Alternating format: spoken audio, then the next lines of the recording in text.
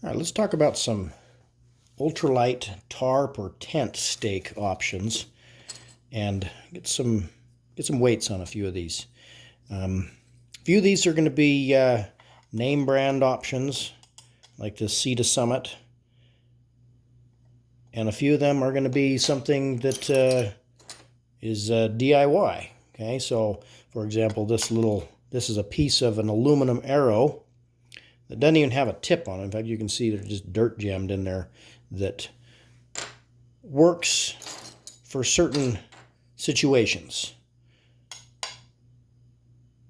This is a little carbon fiber with an aluminum tip, a fairly lightweight option.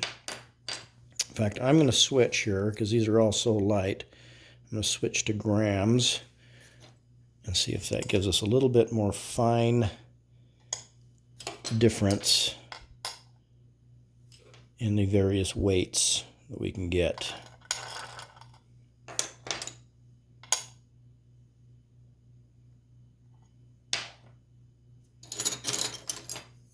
This little, it's a polymer. It's actually a little bit flexible, but it has an aluminum tip. And not as lightweight as the carbon fiber, but at 7 grams it is a little bit lighter, quite a bit lighter than this more medium-sized Sea to Summit option. So one thing to note when you're considering what tent stakes to take is every size of tent stake is kind of going to have a little bit of a different purpose. Something, of this, I would consider this a full-size tent stake. I'm going to put this at the most important, structural points on my structure, my tent or my tarp, whatever it might be. Your guy outs, your corner points, things like that. And it would depend on the ground conditions as well. So this one here is a titanium. It's fairly strong, as far as more of a lateral support. Certainly going to have more pulling power than this little carbon fiber option. But as you can see, the little carbon fiber option is almost half the weight. So you got to consider what the purpose is for the stakes that you're actually going to be using.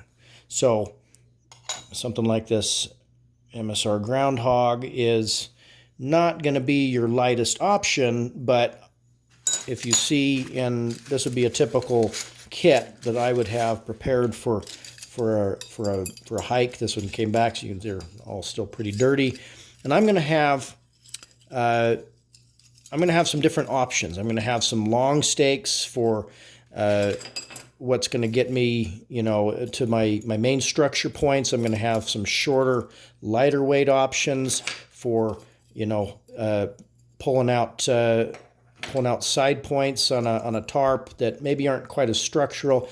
I'm going to have something more of a medium size, maybe for corner points if the ground is conducive to it.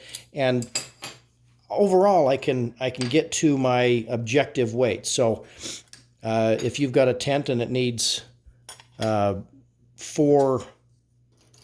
it needs, let's say, 8 stakes, your stake layout might be something like this.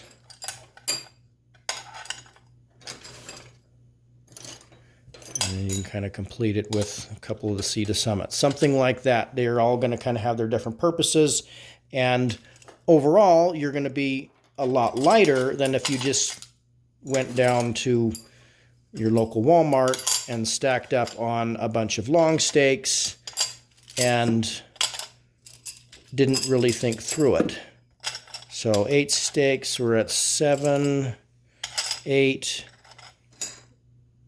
and even with a bunch of those dragging on the ground there, so sometimes this gets a little bit challenging to get everything on the scale. We're at a good, 45 grams heavier than thinking through our process a little bit more detailed. And again, knowing the kind of terrain you're going to be heading into will matter for knowing what kind of tent stakes you want to have in your bag and what kind of combination of tent stakes you're going to want to have with you for your particular shelter needs. Oh, I got stuff swapping out here. It zeroed out on me.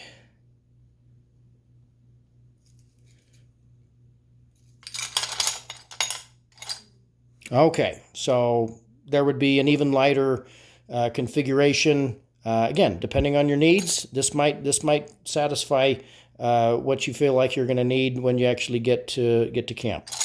So there's just a smattering of different ultralight tent stake options that you could consider. Some of them, free. If you had some spare, arrows, you could even make them out of carbon fiber arrows if you needed to, or something that is just a few bucks at Walmart, like these Kuglins. Am I pronouncing that right? Koglin? Is that how you pronounce that? Anyways, so just consider the purpose before you throw your tent stakes in the bag. My tent stake bags always have some extra cordage available as well. So anyways, any questions, thoughts, comments, concerns, put them in the comments below, and we'll see you in the next video.